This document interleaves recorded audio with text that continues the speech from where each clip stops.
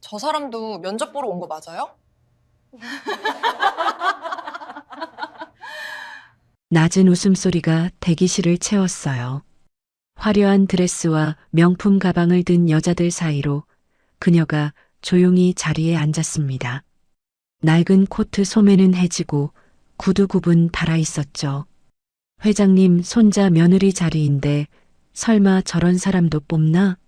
누군가 일부러 들리게 말했어요. 그녀는 고개를 숙인 채 손을 꼭 쥐었습니다. 창밖으로 겨울비가 내리고 있었죠. 그런데 면접실 문이 열리는 순간 회장의 눈이 그녀에게 멈췄어요. 떨리는 침묵이 흘렀습니다. 도대체 무슨 일이 벌어진 걸까요? 그녀는 왜 이 자리에 오게 된 걸까요? 사연을 시작하기 전에 아직 구독과 좋아요를 누르지 않으셨다면 꼭 눌러주세요. 여러분의 작은 응원이 좋은 이야기를 전하는 큰 힘이 됩니다. 지금 어디서 듣고 계신가요? 댓글로 알려주시면 더 반가울 것 같아요. 오늘 이 이야기가 여러분의 하루에 작은 위로가 되길 진심으로 기도합니다. 이 이야기는 1년 전 한 시장 골목에서 시작되었습니다. 그날 그녀가 건넨 작은 손길이 모든 것을 바꿔놓을 줄은 아무도 몰랐죠. 비가 내리고 있었어요. 1년 전 늦가을이었습니다. 서울 변두리의 낡은 시장 골목에는 파란 천막 사이로 빗물이 줄줄 흘러내리고 있었죠. 한도인은 야간 근무를 마치고 퇴근하는 길이었어요. 29, 요양보호사. 고아원에서 자라 20살의 세상에 나온 뒤 줄곧 혼자 힘으로 살아온 여자였습니다. 낡은 운동화는 빗물에 젖어 질퍽거렸고 얇은 점퍼 하나로는 스며드는 한기를 막기 어려웠죠. 오늘은 그냥 집에 가서 쉬자. 도인은 고개를 숙인 채 발걸음을 재촉했어요. 몸이 천근만근이었습니다. 밤새 치매 어르신 세 분을 돌보느라 제대로 눈도 못 붙였죠. 그때였어요. 골목 한쪽에 누군가 쓰러져 있었습니다. 어르신? 도희의 발걸음이 멈췄어요. 회색 코트를 입은 노인이 젖은 바닥에 엎드려 있었습니다. 흰 머리카락이 빗물에 흠뻑 젖어 있었죠. 도희는 망설임 없이 달려갔어요. 어르신, 괜찮으세요? 어르신. 노인을 조심스럽게 뒤집자 창백한 얼굴이 드러났습니다. 입술이 파랗게 질려 있었어요. 손을 짚어보니 차갑고 축축했죠. 저혈당인가. 도인은 재빨리 가방을 뒤졌어요. 야간 근무 중에 챙겨둔 사탕이 있었습니다. 노인의 입술 사이로 사탕을 살짝 밀어넣고 자신의 점퍼를 벗어 덮어주었죠. 어르신, 정신 차리세요. 제 목소리 들리세요? 노인의 눈꺼풀이 희미하게 떨렸어요. 갈라진 입술 사이로 작은 신음이 새어나왔습니다. 집에 가야 해요. 네, 어르신. 곧 집에 가실 수 있어요. 일단 병원부터 가요. 네. 도인은 주머니에서 낡은 휴대폰을 꺼냈어요. 손이 떨렸습니다. 빗물이 화면 위로 뚝뚝 떨어졌죠. 구급차를 부른 뒤에도 도인은 노인 곁을 떠나지 않았어요. 차가운 바닥에 무릎을 꿇은 채 노인의 손을 꼭 잡고 있었습니다. 괜찮아요, 어르신. 금방 올 거예요. 노인이 도희를 올려다봤어요. 흐릿한 눈동자 속에 두려움이 가득했습니다. 난 누구지? 여기가 어디지? 도희의 가슴이 먹먹해졌어요. 치매 어르신들을 오래 돌봐온 그녀였기에 이 눈빛이 무엇을 의미하는지 알 수 있었습니다. 괜찮아요. 도희는 노인의 손을 더 꼭 쥐었어요. 지금은 몰라도 돼요. 제가 옆에 있을게요. 구급차가 도착했습니다. 도희는 병원까지 함께 동행했어요. 응급실에서 의사가 처치를 하는 동안에도 그녀는 복도에서 초조하게 서성였죠. 1시간쯤 지났을까요? 응급실 문이 열리더니 양복을 입은 중년 남자가 허둥지둥 뛰어들어왔어요. 뒤이어 젊은 남자와 중년 여자가 따라왔습니다. 어머니, 중년 남자가 침대 위 노인에게 달려갔어요. 그의 얼굴에는 공포와 안도가 뒤섞여 있었습니다. 대체 어떻게 된 거야? 어머니가 왜 여기에? 젊은 남자가 의사와 대화를 나누는 동안 중년 여자가 복도에 서 있는 도희를 발견했어요. 저기요, 혹시? 도희는 조용히 고개를 숙였습니다. 어르신이 시장 골목에 쓰러져 계셨어요. 다행히 크게 다치신 건 아닌 것 같아요. 당신이 데려온 거예요? 네. 그럼 전 이만. 도희는 돌아섰어요. 중년 여자가 급히 불렀습니다. 잠깐요. 성함이라도. 아니에요, 괜찮아요. 도희는 뒤도 돌아보지 않고 응급실을 빠져나갔어요. 젖은 운동화가 복도 바닥에 질퍽거리는 소리를 냈습니다. 병원 밖으로 나오니 비가 더 거세졌어요. 점퍼도 없이 얇은 티셔츠 차림인 도희는 금세 온몸이 젖었습니다. 그래도 발걸음은 가벼웠죠. 다행이다. 괜찮으시다니. 차가운 빗줄기 속에서 도희는 작게 웃었어요. 그날 밤 도희는 좁은 월세방에서 젖은 머리카락을 말리며 혼자 중얼거렸어요. 오늘 하루도 무사히 끝났네. 창밖으로 빗소리가 끊임없이 들려왔습니다. 도희의 하루는 늘 새벽 5시에 시작됐어요. 좁은 월세방 반지하. 창문 틈으로 스며드는 찬 공기에 이불을 끌어당기면 곧 알람이 울렸습니다. 낡은 휴대폰 화면에 뜬 시간을 확인하고 도희는 무거운 몸을 일으켰죠. 오늘도 야간 근무였어요. 세수를 하고 머리를 묶는데 5분. 냉장고에서 어제 남은 밥을 꺼내 김치와 함께 허겁지겁 먹는데 10분. 그렇게 20분이면 출근 준비가 끝났습니다. 도희가 일하는 곳은 서울 외곽의 작은 요양원이었어요. 정식 명칭은 햇살 요양원이었지만 건물은 햇살과는 거리가 멀었죠. 페인트가 벗겨진 외벽, 삐걱거리는 문, 오래된 소독약 냄새. 그래도 도희에게는 소중한 일터였습니다. 도혜 씨, 오늘도 왔어요? 간호조무사 미영이 반갑게 손을 흔들었어요. 42, 두 아이의 엄마. 항상 밝은 표정으로 도희를 맞아주는 사람이었습니다. 네, 언니. 오늘 어르신들 상태 어때요? 3층 김할머니가 좀 안 좋아. 새벽에 자꾸 깨셔서 힘들 거야. 도희는 고개를 끄덕이며 탈의실로 향했어요. 요양보호사 일은 고됐습니다. 치매 어르신들의 식사를 챙기고 기저귀를 갈고 밤새 복도를 서성이시는 분들을 돌봐야 했죠.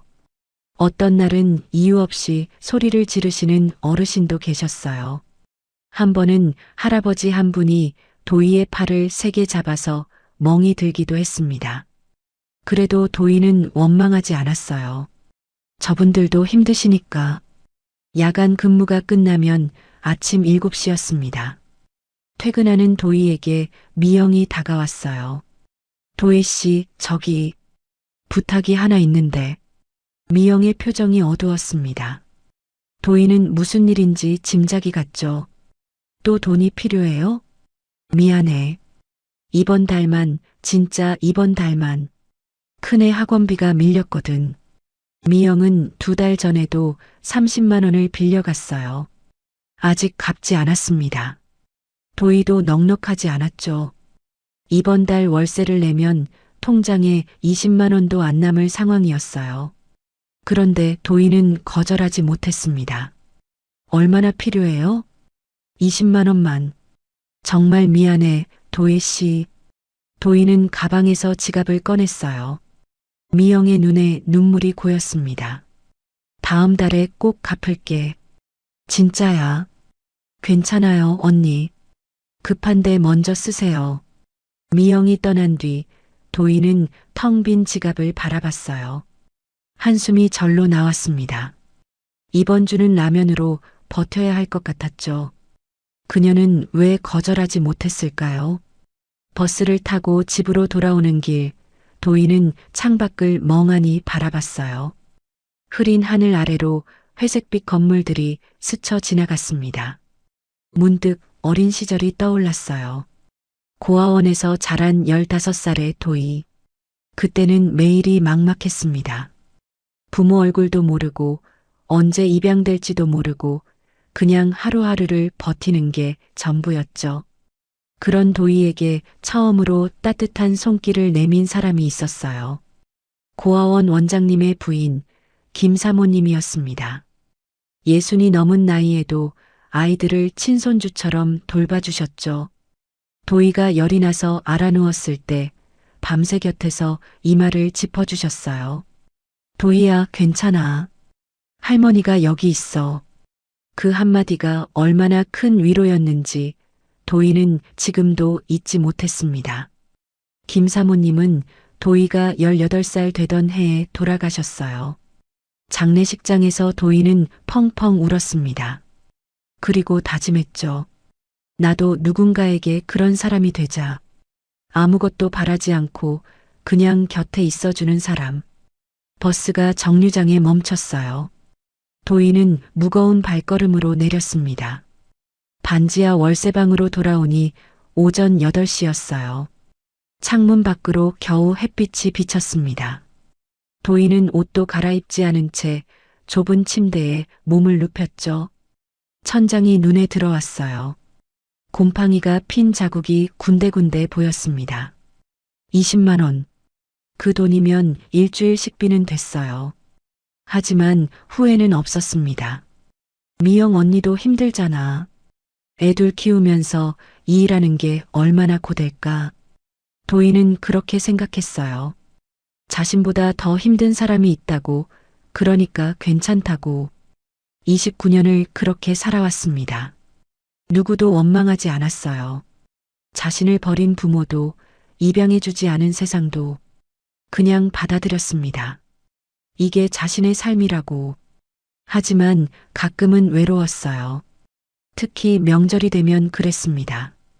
요양원 어르신들의 가족들이 찾아오는 날, 도희는 늘 한쪽에서 조용히 지켜봤죠. 손자, 손녀를 보며 환하게 웃는 할머니들, 부모님 손을 꼭 잡고 우는 중년의 자식들. 나한테도 저런 사람이 있었으면. 그런 생각을 하다가도 도희는 고개를 저었어요. 그래도 괜찮아. 나 혼자서도 잘 살 수 있어. 휴대폰 알람이 울렸습니다. 오후 5시. 야간 근무 시작 2시간 전이었죠. 도희는 몸을 일으켰어요. 간단히 씻고 라면 하나를 끓여 먹었습니다. 그리고 다시 요양원으로 향했죠. 오늘 밤도 어르신들 곁에서 밤을 새울 거예요. 내일도 모레도 그 다음 날도. 도희의 하루는 그렇게 반복됐습니다. 1년이 흘렀어요. 도희의 삶은 크게 달라지지 않았습니다. 여전히 요양원에서 야간 근무를 했고 반지하 월세방에서 혼자 살았죠. 미영에게 빌려준 돈은 아직 돌아오지 않았어요. 하지만 그녀는 원망하지 않았습니다. 그러던 어느 날이었어요. 퇴근 후 집에 돌아온 도희는 우편함에서 낯선 봉투 하나를 발견했습니다. 고급스러운 아이보리색 봉투였죠. 한눈에 봐도 평범하지 않았어요. 뭐지, 이거? 봉투를 열자 안에서 카드 한 장이 나왔습니다. 금박으로 인쇄된 글씨가 눈에 들어왔죠. 대성그룹 회장 강태준이 귀하를 초대합니다. 도희는 눈을 의심했어요. 대성그룹이라면 한국에서 손꼽히는 대기업이었습니다. 그런 곳에서 왜 자신에게 초대장을 보낸 걸까요? 카드 뒷면에는 더 황당한 내용이 적혀 있었어요. 회장의 손자 강준혁의 배우자 후보 면접에 참석해 주시기 바랍니다. 도희는 한참 동안 카드를 들여다봤습니다. 장난인가 싶었어요. 아니면 사기이거나. 하지만 봉투에 찍힌 대성그룹 로고는 진짜처럼 보였죠.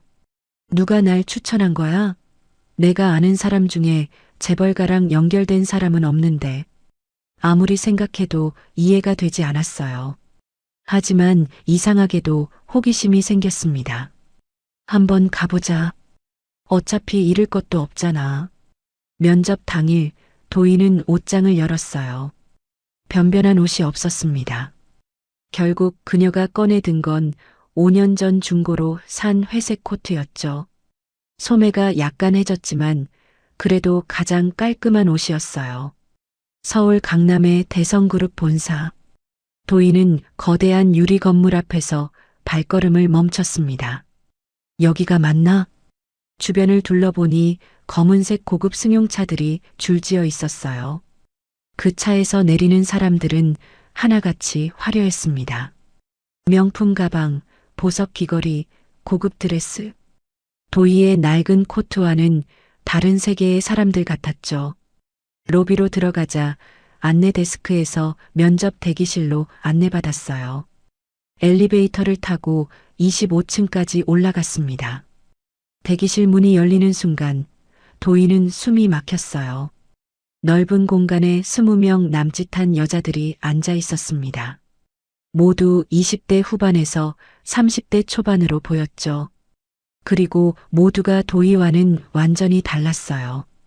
화려한 드레스, 반짝이는 보석, 자신만만한 표정. 도희가 자리에 앉자 시선들이 쏟아졌습니다. 저 사람도 면접 보러 온 거 맞아요? 낮은 웃음소리가 터졌어요. 29 윤서아가 옆자리 여자에게 속삭였습니다. 명문가 출신 무직. 집안 사업이 기울면서 대성그룹과의 결혼으로 위기를 넘기려 하는 여자였죠. 외모와 학벌에 대한 자부심이 강했고 자신보다 낮아 보이는 사람은 철저히 무시했어요. 회장님 손자 며느리 자리인데 설마 저런 사람도 뽑나? 일부러 들리게 말하는 거였어요. 도희는 고개를 숙였습니다. 손을 꼭 쥐었죠. 왜 왔을까? 괜히 왔어. 후회가 밀려왔어요. 하지만 지금 나가면 더 창피할 것 같았습니다. 도희는 그냥 자리에 앉아 있기로 했죠. 1시간쯤 지났을까요?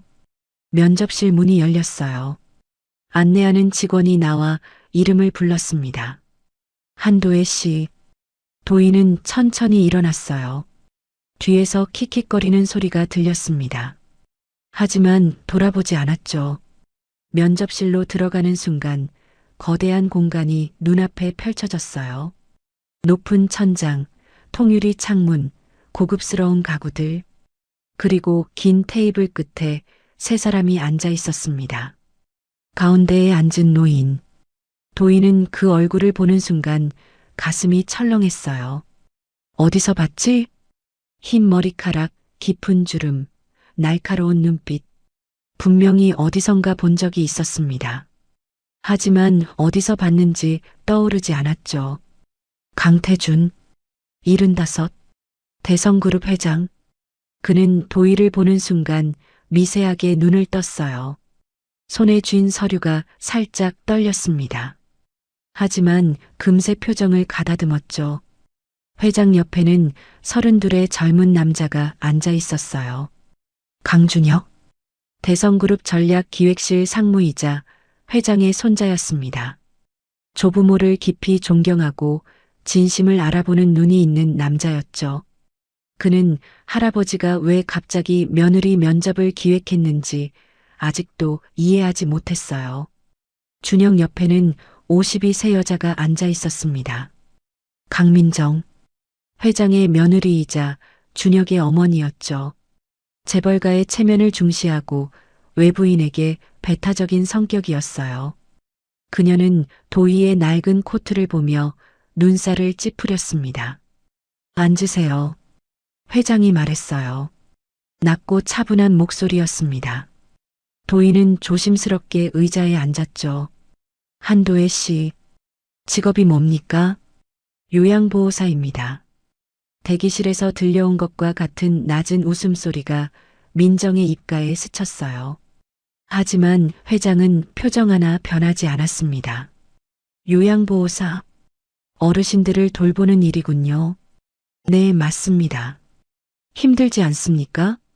도희는 잠시 생각했어요. 솔직하게 대답하기로 했습니다. 힘들 때도 있어요. 밤새 안 주무시는 어르신도 계시고 아프신 분들을 보면 마음이 좋지 않을 때도 있죠. 하지만 그분들이 웃으실 때, 고맙다고 하실 때, 그때는 힘든 게 다 잊혀져요. 회장의 눈빛이 미묘하게 흔들렸어요. 왜 이 일을 하게 됐습니까? 어릴 때 돌봐주신 분이 계셨어요. 아무것도 바라지 않고 그냥 곁에 있어 주신 분. 저도 누군가에게 그런 사람이 되고 싶었습니다. 회장이 아무 말 없이 도희를 바라봤어요. 긴 침묵이 흘렀습니다. 민정이 끼어들었죠. 학력은요? 집안 배경은? 도희는 담담하게 대답했어요. 고아원에서 자랐습니다. 20살에 나와서 검정고시로 고등학교 졸업장을 땄고 요양보호사 자격증을 취득했어요. 민정의 눈이 차가워졌습니다. 하지만 회장은 여전히 도희를 응시하고 있었죠. 충분합니다. 회장이 말했어요. 민정이 놀란 표정을 지었습니다. 회장님, 아직 질문이 충분하다고 했습니다. 회장의 단호한 목소리에 민정이 입을 다물었어요. 준혁은 의아한 표정으로 할아버지를 바라봤습니다. 도희는 일어나 인사를 하고 면접실을 나왔어요. 복도를 걸으며 혼란스러웠습니다. 뭐지? 저 할아버지 분명히 어디서 봤는데 떠오르지 않았어요. 도희는 고개를 저으며 엘리베이터를 탔습니다. 그녀가 떠난 면접실. 회장은 창밖을 바라보며 조용히 중얼거렸어요. 찾았다. 그의 눈가에 희미한 물기가 맺혔습니다. 1년 만에 드디어 면접이 끝난 뒤 도희는 당연히 떨어졌을 거라 생각했어요. 고아원 출신 요양보호사가 대성그룹 회장의 손자와 결혼한다? 말도 안 되는 일이었죠. 그날 대기실에서 받은 시선들이 아직도 눈앞에 아른거렸습니다. 비웃음, 조롱, 경멸. 익숙한 눈빛들이었어요. 요양원으로 돌아와 야간 근무를 하면서 도희는 그날 일을 잊으려 애썼습니다. 원래 내 세계가 아니었어. 치매 어르신의 기저귀를 갈면서 혼자 중얼거렸죠. 어르신이 도희의 손을 꼭 잡았어요. 고마워, 아가야. 네, 할머니. 이제 편히 주무세요. 도희는 어르신의 이불을 여며드렸습니다. 이게 자신의 자리였어요. 화려한 대기실이 아니라 소독약 냄새 나는 요양원 복도가 자신이 있어야 할 곳이었죠. 하지만 이상하게도 회장의 얼굴이 자꾸 떠올랐어요. 75살 노인의 깊은 눈빛. 도희를 바라보던 그 시선에는 뭔가 다른 게 있었습니다. 경멸도 아니고 단순한 호기심도 아닌 마치 오래전부터 알던 사람을 보는 듯한 눈빛이었죠. 어디서 봤을까? 복도를 걸으며 생각했지만 아무리 기억을 더듬어도 떠오르지 않았습니다. 이틀 뒤 낯선 전화가 걸려왔어요. 도희는 야간 근무를 마치고 집에 돌아와 막 잠들려던 참이었습니다.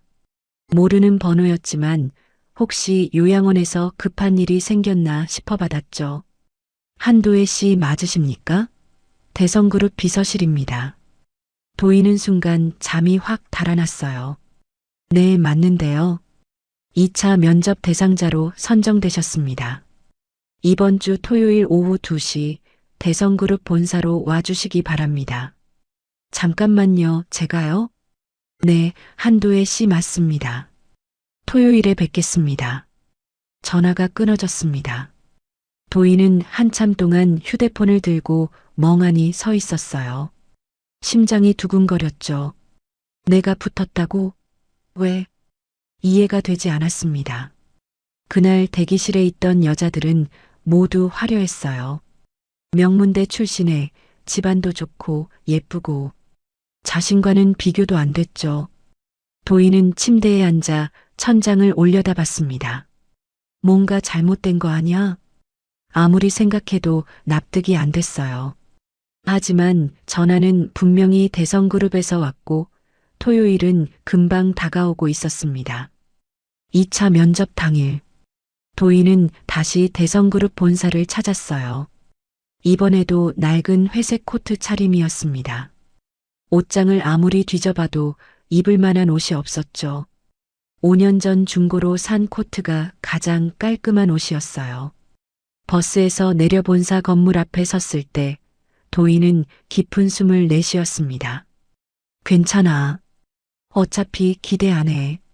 로비를 지나 엘리베이터를 탔어요. 25층 버튼을 누르는 손이 살짝 떨렸습니다. 대기실 문이 열리는 순간 도희는 다시 한번 현실을 실감했어요. 5명만 남아 있었습니다. 20명 중 5명. 그리고 도희는 그 중 한 명이었죠. 윤서아도 있었어요. 서아는 도희를 보자마자 눈을 가늘게 떴습니다. 믿을 수 없다는 표정이었죠. 어머, 진짜 왔네. 일부러 크게 말했어요. 대기실에 있던 다른 후보들의 시선이 도희에게 쏠렸습니다. 저런 사람이 왜 붙은 거지? 회장님 취향이 특이하신가 봐. 킥킥거리는 웃음소리가 퍼졌어요. 도희는 아무 말 없이 구석 자리로 걸어갔습니다. 손을 꼭 쥐었죠. 참자. 여기서 화내면 지는 거야. 의자에 앉아 고개를 숙였어요. 바닥만 바라봤습니다. 그때 서아가 다가왔죠. 도희 앞에 서서 위에서 내려다봤습니다. 너 고아원 출신이라며? 도희의 심장이 쿵 내려앉았어요. 어떻게 알았을까요? 면접 서류에도 그런 내용은 안 썼는데. 누가 그래? 내가 좀 알아봤거든. 서아가 팔짱을 끼며 비웃었습니다. 고아원에서 자라서 검정고시 보고 지금은 요양원에서 일한다며? 그런 사람이 왜 여기 있는 거야? 누가 널 추천한 건데? 도희는 대답하지 않았어요. 대답할 수 없었습니다. 자신도 몰랐으니까요. 대답 못하지? 뭔가 수상해. 서아가 한 발짝 더 가까이 다가왔어요. 혹시 회장님한테 뭔 짓 한 거 아냐? 배경도 없고 학벌도 없는 사람이 여기까지 올라오다니. 무슨 약점이라도 잡은 거야? 도희가 천천히 고개를 들었습니다. 서아의 눈을 똑바로 바라봤죠. 저는 아무것도 안 했어요. 그냥 초대받아서 왔을 뿐이에요. 그 초대가 왜 왔는지도 모르면서. 서아가 코웃음을 쳤어요. 웃기네. 뭔가 있는 거 분명해. 내가 꼭 알아낼 거야. 두고 봐. 그때 면접실 문이 열렸습니다. 한도혜 씨. 도희는 자리에서 일어났어요.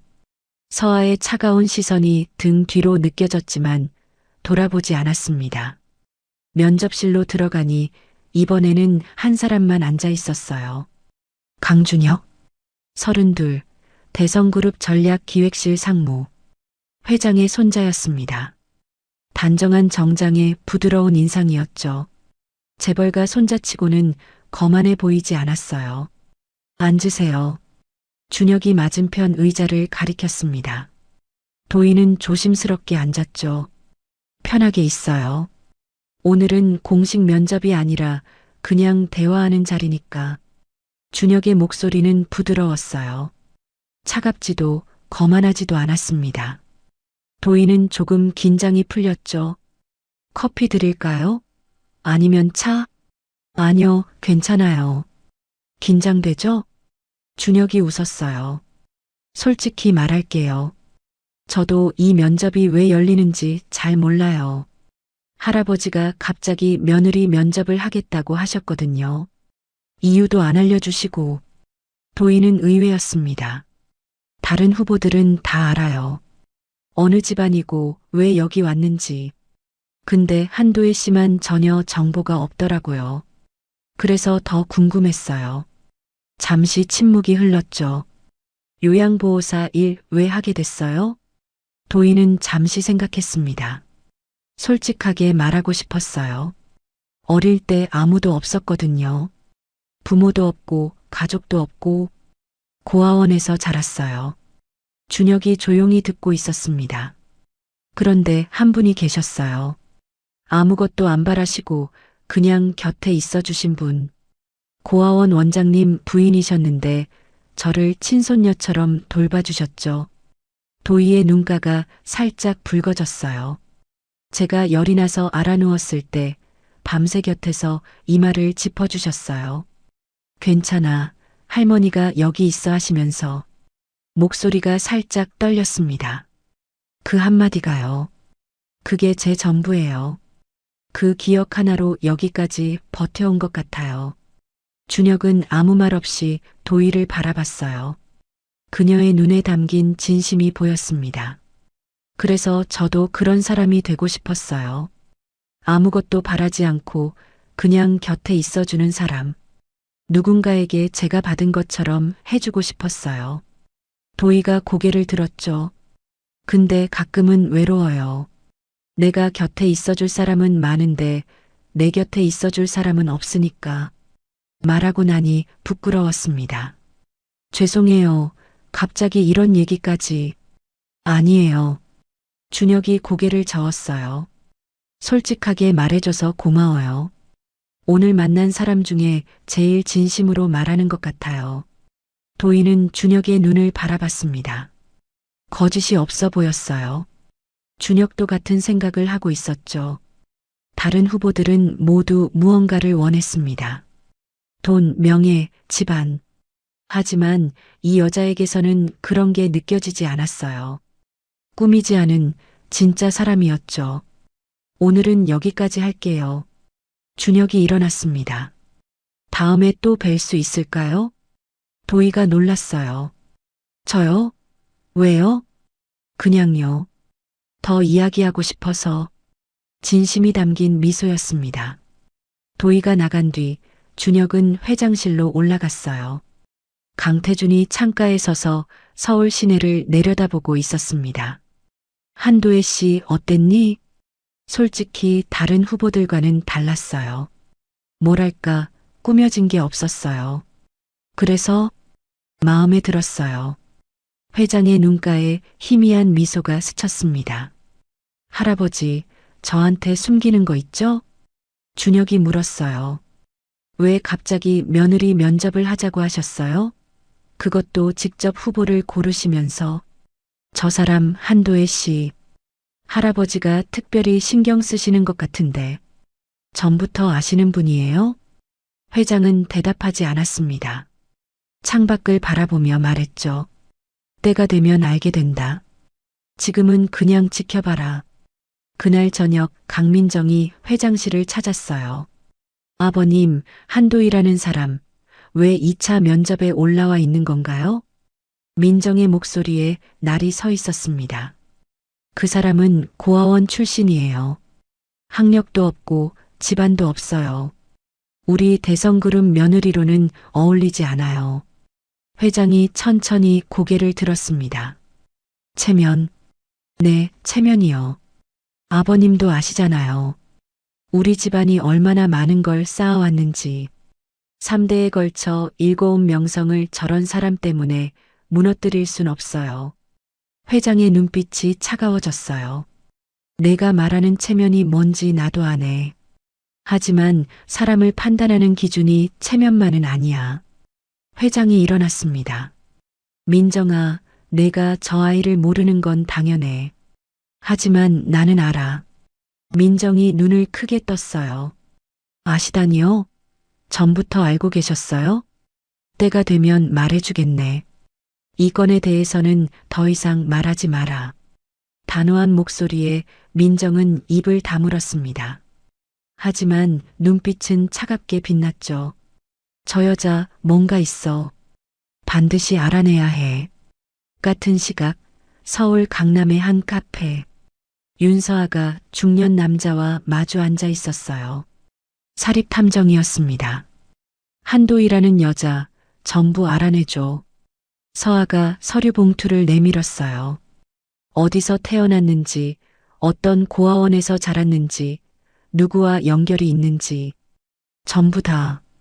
탐정이 봉투를 받아들었습니다. 얼마나 급해요? 이번 주 안에. 돈은 얼마든지 줄게. 서아의 눈이 차갑게 빛났어요. 저 여자가 왜 거기 있는지 밝혀내야 해. 분명히 뭔가 비밀이 있을 거야. 한편 도희는 집으로 돌아오는 버스 안에서 창밖을 바라보고 있었습니다. 왜 나한테 이런 일이 생기는 걸까? 해가 지고 있었어요. 주황빛 노을이 회색 건물들을 물들이고 있었죠. 포기할까? 어차피 될 리 없는 일이었습니다. 괜히 희망만 품었다가 상처받을 것 같았어요. 하지만 준혁의 얼굴이 떠올랐죠. 더 이야기하고 싶어서. 진심이 담긴 목소리였습니다. 도희는 태어나서 처음으로 누군가에게 진짜 관심받는 느낌을 받았어요. 내 배경이 아니라 나 자체를 보는 사람. 그런 눈빛은 처음이었죠.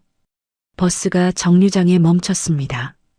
도희는 내리면서 혼자 중얼거렸어요. 조금만 더 가보자. 어차피 잃을 것도 없잖아. 좁은 월세방으로 돌아와 불을 켰습니다. 텅 빈 방이 도희를 맞았죠. 냉장고를 열었지만 라면 2개가 전부였어요. 그래도 마음 한구석이 따뜻했습니다. 다음에 또 뵐 수 있을까요? 그 말이 자꾸 맴돌았죠. 도희는 창밖을 바라보며 작게 웃었어요. 어두운 하늘에 별 하나가 반짝이고 있었습니다. 며칠 뒤 대성그룹 본사에서 최종 후보 발표가 있었어요. 도희는 떨리는 마음으로 문자를 확인했습니다. 최종 3인에 자신의 이름이 있었죠. 화면을 몇 번이나 다시 봤어요. 눈을 비비고 또 봤습니다. 진짜? 내가? 믿기지 않았어요. 20명 중 3명. 그 안에 자신이 포함되다니. 도희는 한참 동안 휴대폰 화면을 바라봤습니다. 심장이 두근거렸죠. 하지만 기쁨은 오래가지 않았어요. 그날 오후 대성그룹 내부에 소문이 퍼지기 시작했습니다. 최종 후보 중에 고아원 출신이 있대. 뭐? 진짜? 응, 한도희라는 여자. 부모도 없고 학력도 없고 요양원에서 기저귀 갈아주는 일한데. 속삭임이 복도를 타고 흘렀어요. 엘리베이터 안에서, 휴게실에서, 화장실에서 사람들의 입에서 입으로 소문이 번졌습니다. 누가 퍼뜨렸는지는 뻔했죠. 윤서아였습니다. 서아는 탐정에게 받은 자료를 교묘하게 흘렸어요. 직접 말하지 않고 아는 사람을 통해 퍼뜨렸습니다. 자신의 손은 깨끗하게 유지하면서요. 저런 사람이 회장님 손자 며느리가 된다고? 말도 안 돼. 그러게. 대성그룹 체면이 어떻게 되려고. 회장님이 왜 저런 사람을 붙여준 거지? 뭔가 수상하지 않아? 소문은 걷잡을 수 없이 퍼졌습니다. 도희가 그 사실을 알게 된 건 최종 면접을 위해 본사를 방문했을 때였어요. 엘리베이터에서 내리는 순간 사람들의 시선이 느껴졌습니다. 복도를 걷는데 수군거리는 소리가 등 뒤로 따라왔죠. 저 사람이래. 진짜 저렇게 생겼네. 옷도 허름하고. 도희는 고개를 숙이고 걸었어요. 심장이 쿵쿵 뛰었습니다. 무슨 일인지 정확히 알 수는 없었지만 뭔가 잘못됐다는 건 느낄 수 있었죠. 발걸음이 무거워졌어요. 대기실 문을 열었을 때 서아가 웃고 있었습니다. 어머 왔네. 우리의 신데렐라. 비꼬는 말투였어요. 옆에 있던 또 다른 후보도 킥킥거렸죠. 신데렐라라니. 너무 예쁘게 말한 거 아니야? 그냥 고아원 출신 요양보호사잖아. 도희의 얼굴이 하얗게 질렸어요. 어떻게 알았지? 면접 서류에는 그런 내용을 쓰지 않았습니다. 학력란에 검정고시라고만 적었을 뿐 고아원 이야기는 어디에도 없었어요. 누군가 일부러 조사한 거였죠. 왜 그렇게 놀라? 숨기고 싶었어? 서아가 자리에서 일어나 다가왔어요. 하이힐 소리가 또각또각 울렸습니다. 다 알아. 내가 어디서 자랐는지, 뭘 하며 살았는지, 부모 얼굴도 모르는 사람이 어떻게 여기까지 왔는지 궁금했거든. 서아가 도희 앞에 섰습니다. 위에서 내려다보며 비웃었죠. 근데 조사해 보니까 정말 아무것도 없더라. 배경도 없고 학력도 없고 돈도 없고 그냥 아무것도 없는 사람이야, 넌. 도희는 아무 말도 할 수 없었어요. 입술을 꽉 깨물었습니다. 손톱이 손바닥을 파고들었죠. 왜 여기 왔어? 대체 뭘 바라고? 저는 아무것도 안 바란다고? 그럼 왜 안 그만둬? 서아의 목소리가 점점 높아졌어요. 내가 여기 있는 것 자체가 웃긴 거야. 내가 뭔데 대성그룹 며느리 자리를 넘봐? 분수를 알아야지. 대기실에 있던 사람들이 모두 쳐다봤습니다. 누구도 도희 편을 들지 않았어요. 그저 구경하듯 바라볼 뿐이었죠. 도희의 눈에 눈물이 고였습니다. 하지만 울지 않았어요. 여기서 울면 지는 거였죠. 이를 악물고 버텼습니다. 저는 그냥 초대받아서 왔을 뿐이에요.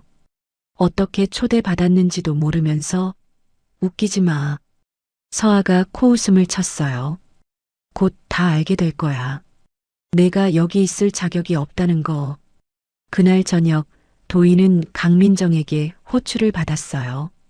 본사 근처의 고급 카페였습니다. 도희가 들어섰을 때 민정이 먼저 와 있었죠. 창가 자리에 앉아 커피를 마시고 있었어요.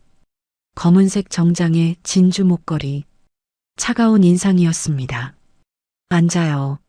민정이 맞은편 의자를 가리켰어요. 도희는 조심스럽게 앉았습니다. 카페 안은 조용했죠. 은은한 재즈 음악만 흘러나왔어요. 커피 시킬까요? 아니요, 괜찮습니다. 그래요. 민정이 커피잔을 내려놓았습니다. 도희를 똑바로 바라봤죠. 날카로운 눈빛이었어요. 단도직입적으로 말할게요. 민정의 목소리는 차분했지만 서늘했습니다. 당신 이 면접 포기하는 게 어때요? 도희는 숨이 멎는 것 같았어요. 손이 무릎 위에서 떨렸습니다. 네. 들었겠지만 당신 배경이 다 알려졌어요. 고아원 출신, 요양보호사. 부모도 없고 학력도 없는 사람. 민정이 커피를 한 모금 마셨어요. 우리 집안이 어떤 집안인지 알아요? 3대에 걸쳐 쌓아온 명성이 있어요. 재계 순위 10위 안에 드는 그룹이에요. 그런 집안에 당신 같은 사람이 들어오면 어떻게 되겠어요?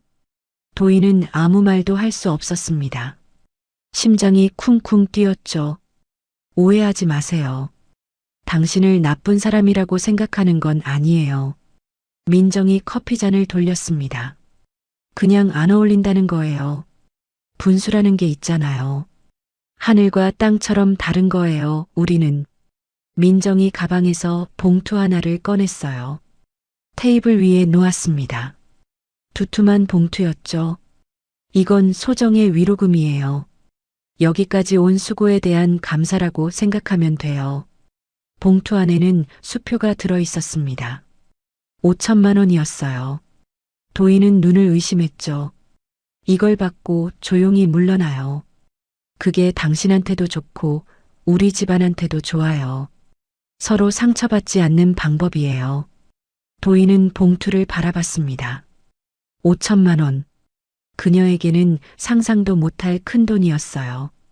이 돈이면 월세 걱정 없이 몇 년은 살 수 있었죠. 요양원에서 10년을 일해도 모으기 힘든 돈이었습니다. 하지만 손이 움직이지 않았어요. 왜요? 액수가 적어요? 더 줄까요?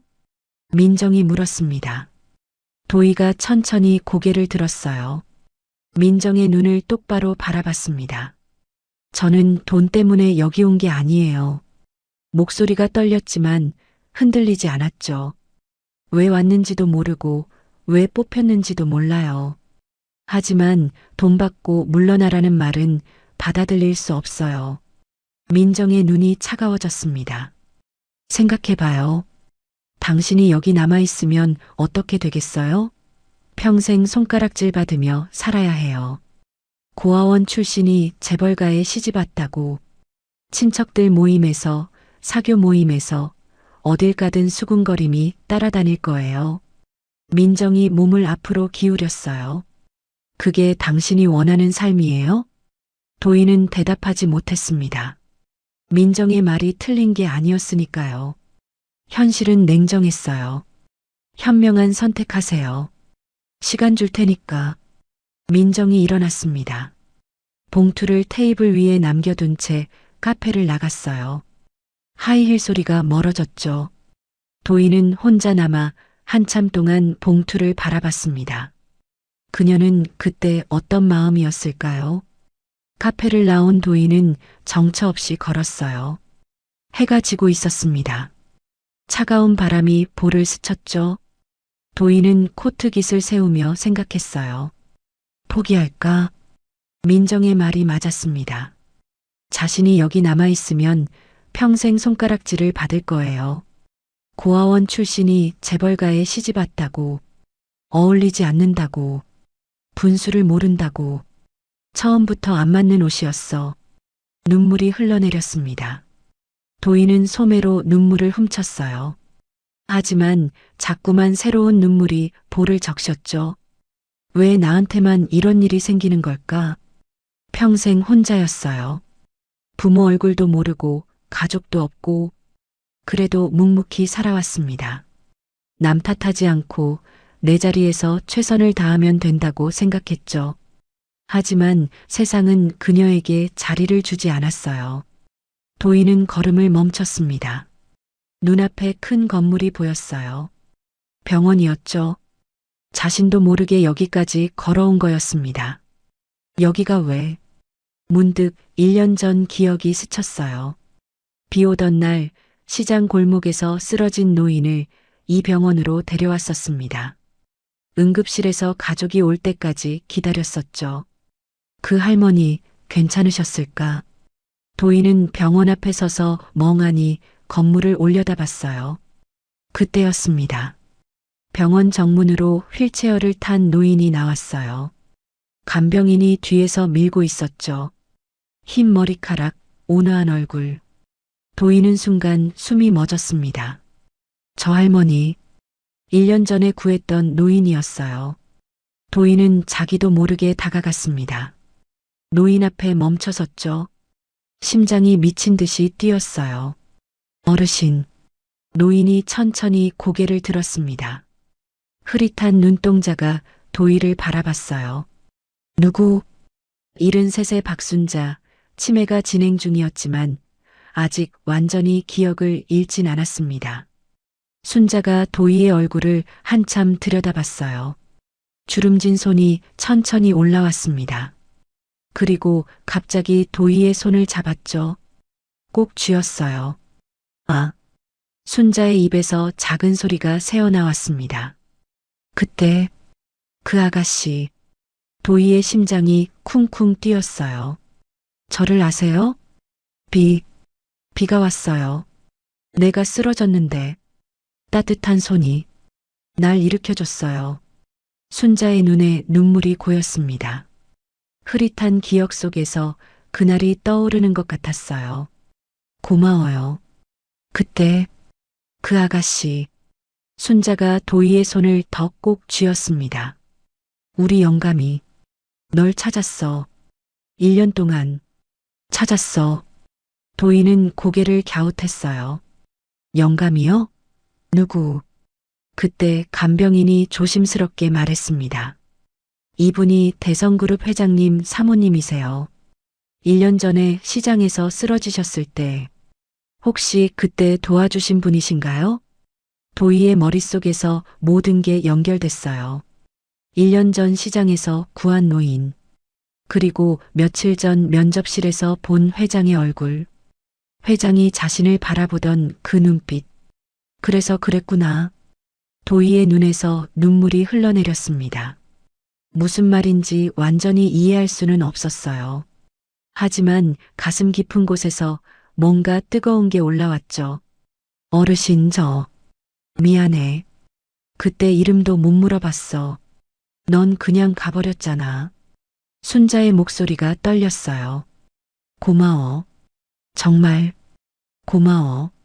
순자가 도희의 손등을 쓰다듬었습니다. 어머니의 손길 같았어요. 도희는 태어나서 처음으로 그런 손길을 느꼈죠. 간병인이 조심스럽게 말했습니다. 사모님, 들어가셔야 해요. 바람이 차요. 순자가 고개를 끄덕였어요. 하지만 도희의 손을 놓지 않았습니다. 또 와.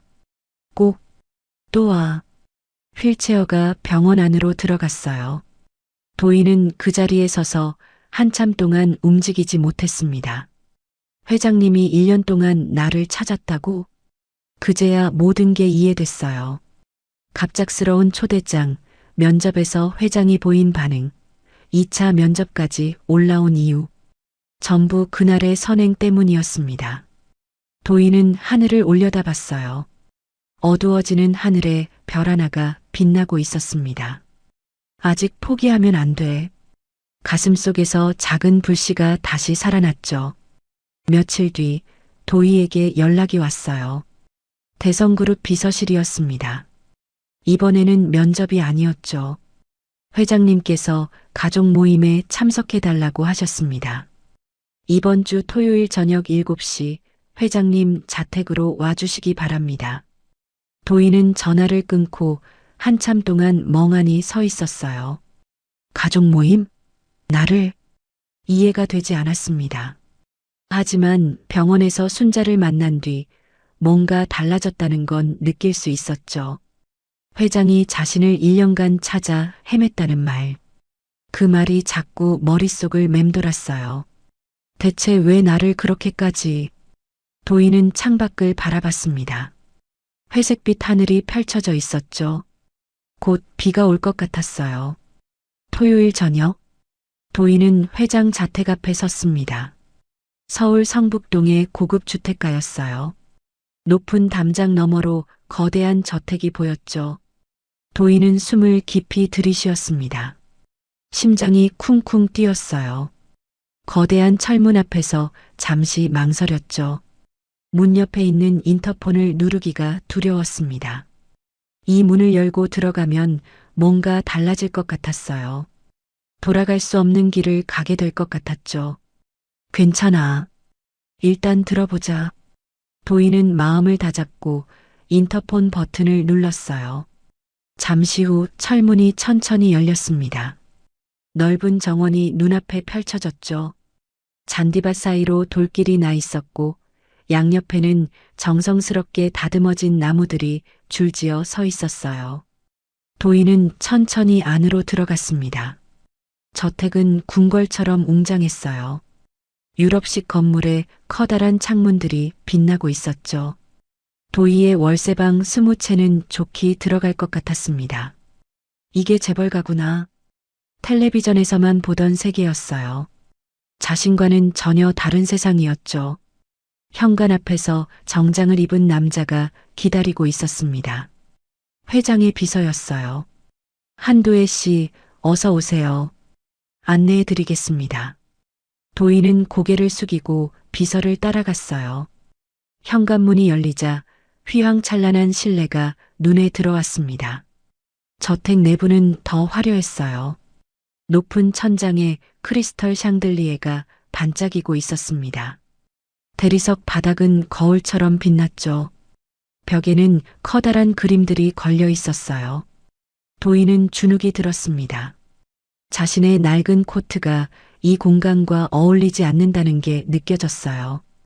구두 굽은 달아 있었고 가방은 오래전에 산 싸구려였죠. 여기 있는 것 자체가 어색했습니다.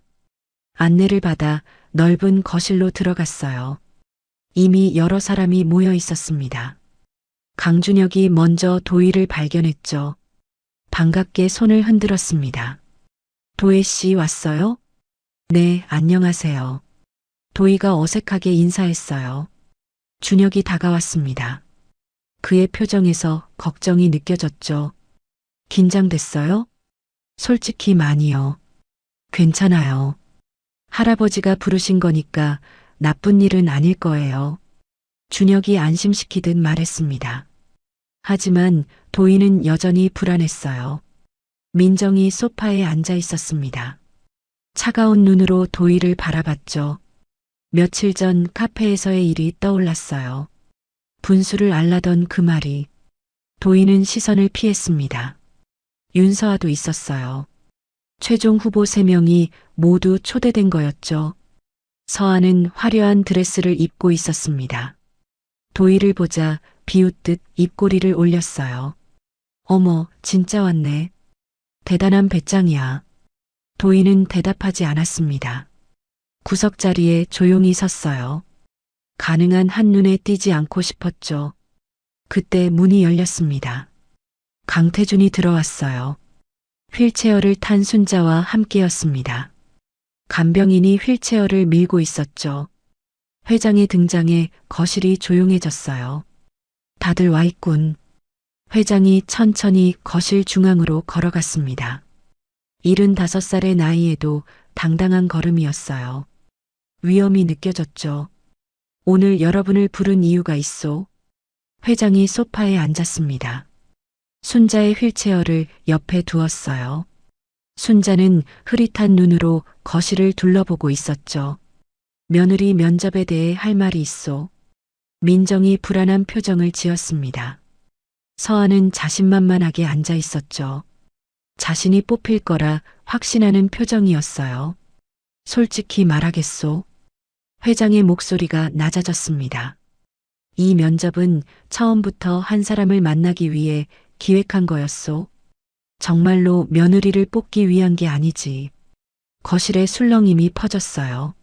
무슨 말씀이세요, 아버님? 민정이 물었습니다. 목소리가 떨렸죠. 회장이 대답하지 않고 비서를 바라봤어요. 비서가 고개를 끄덕이고 노트북을 열었습니다. 벽면의 대형 스크린에 불이 들어왔죠. 영상이 재생되기 시작했어요. CCTV 화면이었습니다. 흑백 영상 속에 비오는 시장 골목이 보였어요. 날짜가 화면 하단에 찍혀 있었죠. 1년 전 그날이었습니다. 한 노인이 바닥에 쓰러져 있었어요. 비를 맞으며 움직이지 못하고 있었죠. 사람들이 지나갔습니다. 1명, 2명, 3명. 아무도 멈추지 않았어요. 다들 고개를 돌리고 자기 갈 길만 갔죠. 그때 화면 한쪽에서 젊은 여자가 뛰어왔습니다. 도희였어요. 영상 속 도희가 노인에게 달려가 무릎을 꿇었습니다. 젖은 바닥에 주저앉았죠. 자신의 외투를 벗어 노인에게 덮어주었어요. 그리고 가방에서 뭔가를 꺼내 노인의 입에 넣었습니다. 응급처치였죠. 거실이 조용해졌어요. 영상은 계속됐습니다. 도희가 휴대폰으로 전화하는 모습이 보였어요. 구급차를 부르는 것 같았죠. 비가 쏟아지는데도 도희는 자리를 뜨지 않았습니다. 노인의 손을 꼭 잡고 있었어요. 구급차가 도착했습니다. 도희가 함께 탔죠. 영상이 병원 응급실 CCTV로 바뀌었어요. 도희가 복도에서 초조하게 서성이고 있었습니다. 가족들이 도착했어요. 급하게 뛰어오는 모습이 보였죠. 그리고 도희가 조용히 자리를 피하는 모습, 이름도 남기지 않고 사라지는 뒷모습까지. 영상이 끝났습니다. 거실에 무거운 침묵이 흘렀어요. 회장이 천천히 입을 열었습니다. 1년 전 내 아내가 치매 증상으로 길을 잃고 쓰러졌소. 회장의 목소리가 살짝 떨렸어요. 저혈당까지 와서 위험한 상황이었지. 조금만 늦었으면 큰일 날 뻔했소. 회장이 순자의 손을 잡았습니다. 그때 지나가던 사람들 중 아무도 멈추지 않았소. 영상에서 봤듯이 수십 명이 지나갔지만 다들 자기 갈 길만 갔지. 회장이 도희를 바라봤어요. 하지만 한 사람만 달랐소. 저 아이가 내 아내를 살렸소. 민정의 얼굴이 하얗게 질렸습니다. 서아는 입을 벌린 채 아무 말도 못했어요. 준혁은 놀란 표정으로 도희와 할아버지를 번갈아 봤죠. 그날 이후로 나는 저 아이를 찾아 헤맸소. 회장이 다시 말을 이었습니다. CCTV 영상을 분석하고 병원 기록을 뒤지고 수소문을 했지. 사람을 풀어서 시장 상인들한테도 물어봤소. 회장의 목소리에 감정이 실렸어요. 하지만 이름도 연락처도 남기지 않고 사라졌으니 찾기가 쉽지 않았소. 젊은 여자라는 것밖에 단서가 없었지. 회장이 서류 봉투를 들어 올렸습니다. 비서가 그것을 받아 테이블 위에 펼쳤어요. 병원 응급실 기록이었죠. 1년이 걸렸소. 병원 기록에서 당시 응급실에 있던 환자 목록을 추적하고 CCTV 영상을 분석해서 겨우 찾아냈지. 회장이 자리에서 일어났습니다. 천천히 도희에게 다가갔어요. 도희는 얼어붙은 듯 서 있었습니다. 심장이 미친 듯이 뛰었죠. 모든 시선이 자신에게 쏠려 있었어요. 숨쉬기가 힘들었습니다. 회장이 도희 앞에 섰어요. 그리고 천천히 고개를 숙였습니다. 감사합니다. 낮지만 진심이 담긴 목소리였어요. 내 아내를 살려주셔서, 아무것도 바라지 않고 도와주셔서 진심으로 감사드리오. 도희의 눈에 눈물이 고였습니다. 저는 그냥 당연한 일을 했을 뿐이에요. 당연한 일? 회장이 고개를 저었어요. 아니요. 당연하지 않소. 그날 수십 명이 지나갔지만 멈춰선 사람은 당신뿐이었소. 비를 맞으면서 자기 옷을 벗어주면서 병원까지 따라가면서 그게 당연한 일이오? 도희는 대답할 수 없었어요. 회장이 도희의 손을 잡았습니다. 주름진 손이 따뜻했죠. 며느리 면접이라는 형식을 빌린 건 당신을 다시 만나기 위해서, 그리고 가족들에게도 확실하게 알려주고 싶어서였소. 재벌가에서 일반인을 갑자기 찾아가면 부담스럽기도 하고 사람들에게 괜한 오해를 살 것 같아서 이런 방법을 택한 거요. 다른 의도는 없었소. 도희는 아무 말도 할 수 없었어요. 눈물이 볼을 타고 흘러내렸습니다. 순자가 휠체어에서 손을 뻗었어요. 도희의 손을 잡았습니다. 고마워. 정말 고마워. 흐릿한 눈동자에 눈물이 맺혀 있었어요. 치매가 진행 중이었지만 이 순간만큼은 또렷해 보였습니다. 거실에 무거운 침묵이 흘렀어요. 민정이 먼저 입을 열었습니다. 아버님, 그러면 며느리 면접은, 면접 자체는 진행할 거요. 회장이 민정을 바라봤어요. 하지만 나는 이미 마음을 정했소. 마음을 정하셨다니요?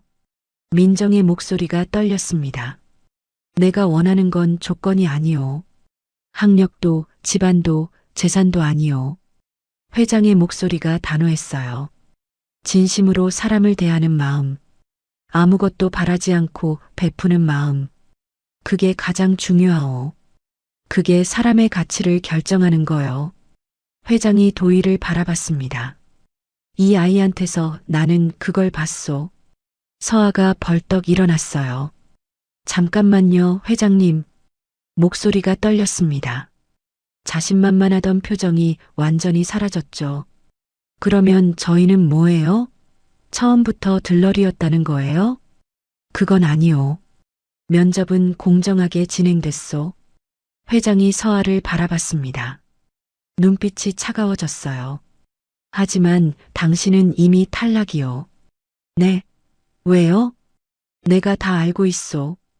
회장의 목소리가 낮아졌습니다.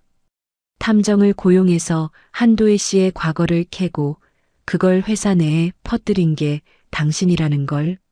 남을 깎아내려야 자신이 올라갈 수 있다고 생각하는 사람은 내 가족이 될 수 없소. 서아의 얼굴이 새하얗게 질렸어요. 입술이 파르르 떨렸습니다.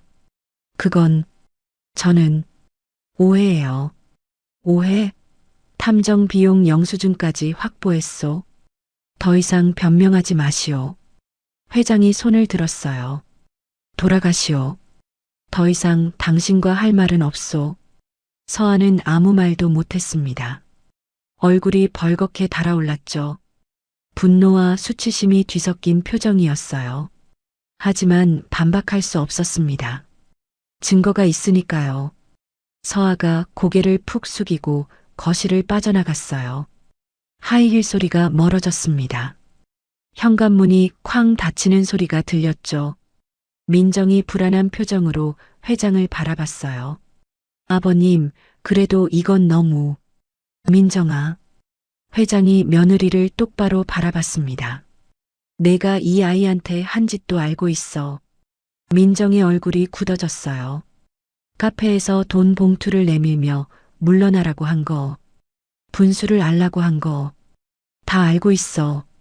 아버님, 그건 집안을 위해서. 집안?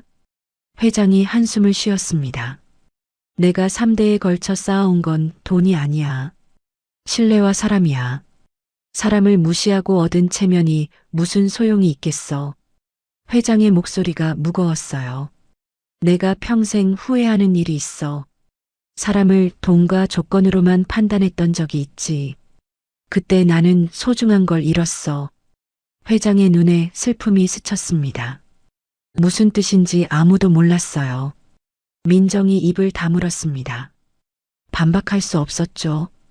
회장이 준혁을 바라봤어요. 준혁아. 네, 할아버지. 준혁이 자리에서 일어났습니다. 이 아이를 잘 대해줘라. 내가 부탁한다. 준혁이 도희를 바라봤어요. 그녀의 눈에는 아직 눈물이 맺혀 있었습니다.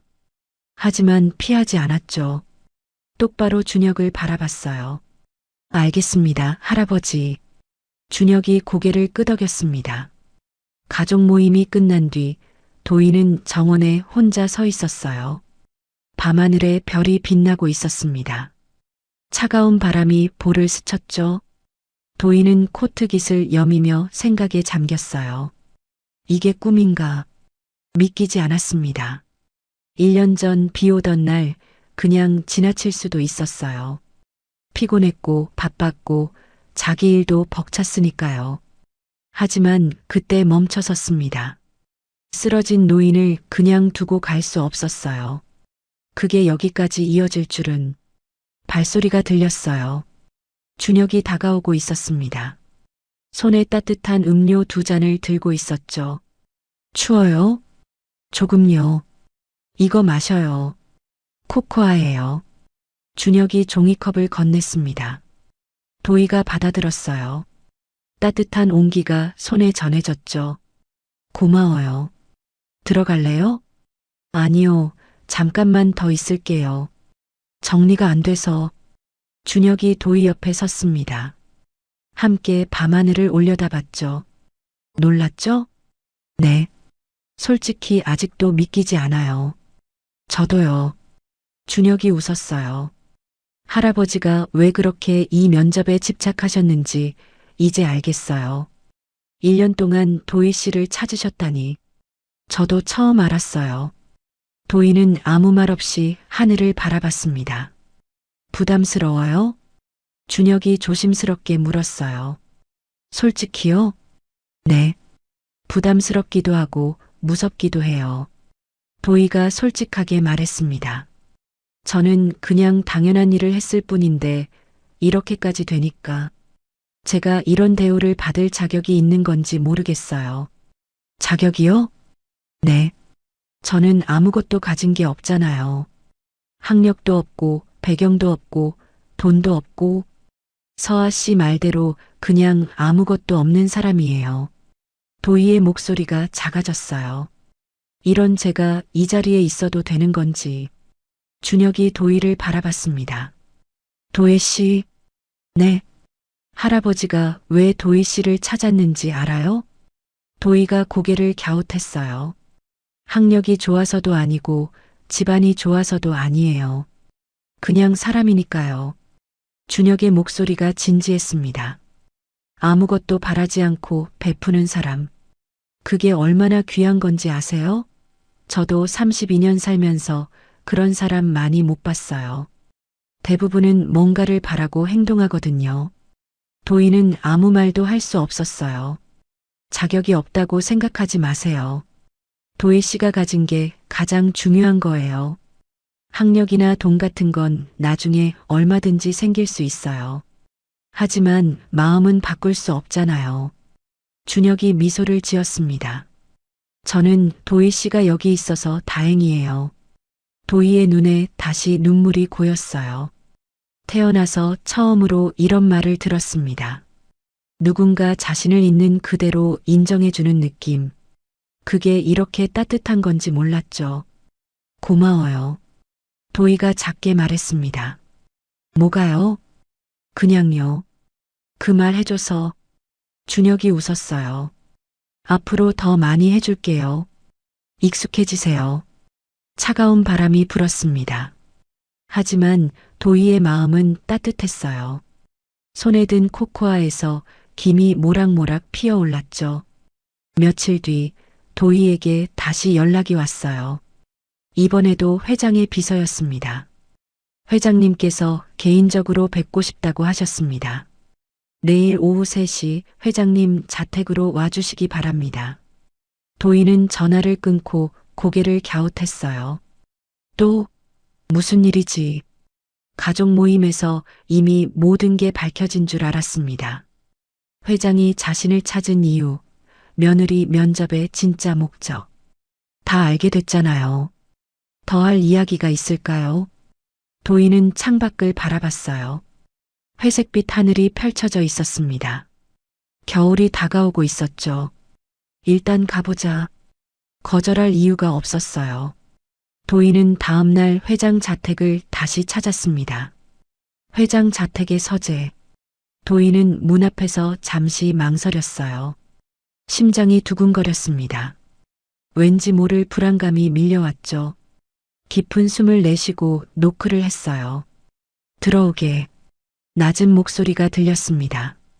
도희가 문을 열고 들어갔어요. 서재는 넓었습니다. 벽면 가득 책장이 있었고 창가에 커다란 책상이 놓여 있었죠. 오래된 나무 냄새가 났어요. 회장 강태준이 창밖을 바라보며 서 있었습니다. 왔군. 회장이 천천히 돌아섰어요. 평소와 달리 표정이 무거웠습니다. 눈 밑에 그림자가 져 있었죠. 며칠 사이에 갑자기 늙어 보였어요. 잠을 제대로 못 잔 것 같았습니다. 앉게. 회장이 소파를 가리켰어요. 도희가 조심스럽게 앉았습니다. 회장도 맞은편 소파에 앉았죠. 잠시 침묵이 흘렀어요. 창밖으로 낙엽이 떨어지고 있었습니다. 바람에 흩날리는 모습이 쓸쓸해 보였죠. 회장이 먼저 입을 열었어요. 지난번에 다 말하지 못한 게 있네. 도희가 고개를 갸웃했습니다. 더 하실 말씀이 있으신 건가요? 그렇네. 사실 그게 본론이야.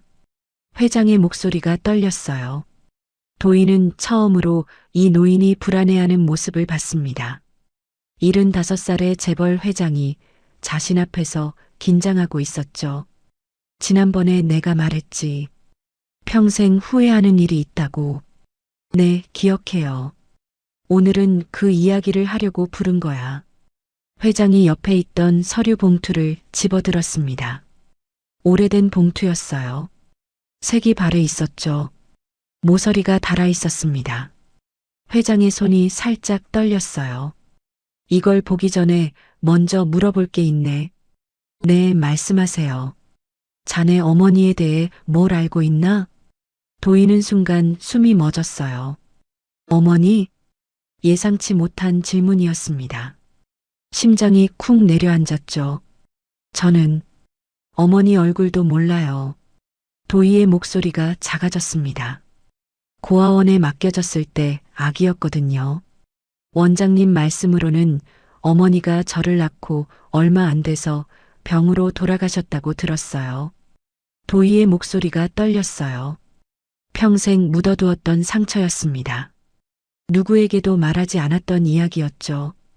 이름은 알고 있나? 어머니 이름. 원장님이 서류에서 봤다고 하셨어요. 이수진이라고. 그 순간 회장의 얼굴이 일그러졌어요. 고개를 떨구며 한숨을 내쉬었습니다. 어깨가 떨렸죠. 주먹을 꽉 쥐었어요. 도희는 당황했습니다. 회장님? 괜찮으세요? 회장이 대답하지 않았어요. 떨리는 손으로 봉투를 열었습니다. 안에서 오래된 사진 한 장을 꺼냈죠. 이걸 보게. 회장이 사진을 도희에게 건넸어요. 도희가 사진을 받아들었습니다. 낡고 색이 바랜 사진이었죠. 가장자리가 누렇게 변해 있었어요. 사진 속에는 젊은 남녀가 있었습니다. 20대 초반으로 보였어요. 남자는 단정한 정장을 입고 있었고 여자는 소박한 원피스를 입고 있었죠. 둘 다 환하게 웃고 있었어요. 남자가 여자의 어깨를 감싸고 있었습니다. 행복해 보였죠.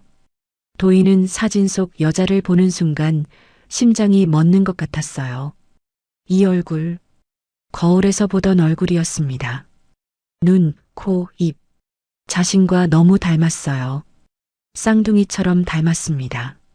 이 여자가 누구예요? 도희의 목소리가 떨렸어요. 이수진, 자네 어머니야. 도희의 손에서 사진이 떨어질 뻔했습니다. 간신히 붙잡았어요. 제 어머니요? 그래. 30년 전에 찍은 사진이야. 회장의 목소리도 떨리고 있었어요. 그리고 옆에 있는 남자는 회장이 잠시 말을 멈췄습니다. 눈을 감았어요. 깊은 숨을 내쉬었죠. 말하기가 힘든 것 같았습니다. 내 둘째 아들 강현우야. 도희는 아무 말도 할 수 없었어요. 머릿속이 하얘졌습니다. 회장님 아들, 제 어머니와 현우는 30년 전에 죽었어. 교통사고였지. 회장의 목소리가 갈라졌어요. 그때 현우 나이가 24이었어. 대학을 갓 졸업하고 회사에 들어왔을 때야. 밝고 똑똑한 아이였지. 그리고 수진이를 만났어. 회장이 창밖을 바라봤습니다. 수진이는 평범한 집안 출신이었어. 부모님이 일찍 돌아가시고 작은 분식집을 하면서 혼자 살던 아이였지. 회사 근처에 있던 분식집이었어. 현우가 그 집 단골이었지. 회장의 눈에 그리움이 스쳤어요. 둘은 사랑했어. 진심으로. 눈만 마주쳐도 웃음이 나오는 사이였지. 현우가 결혼하겠다고 했어. 회장이 고개를 떨궜습니다. 하지만 나는 반대했어. 도희가 숨을 삼켰어요. 왜? 반대하셨어요?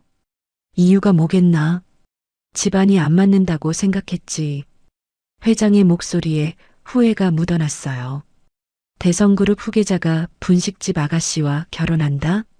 체면이 안 선다고 생각했어. 사람들이 뭐라고 하겠나 싶었지.